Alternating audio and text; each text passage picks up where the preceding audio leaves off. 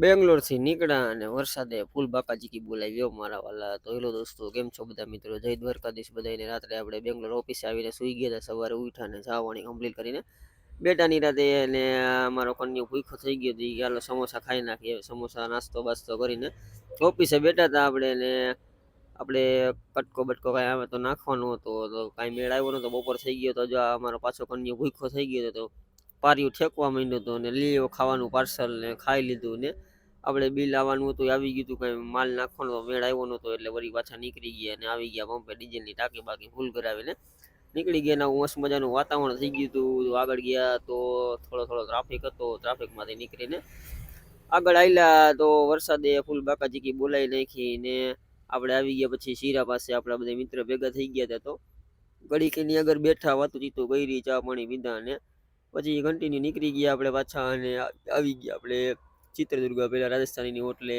12 વાગી ગયા હતા એટલે જમવા માટે જમી કરવી નિરાતે.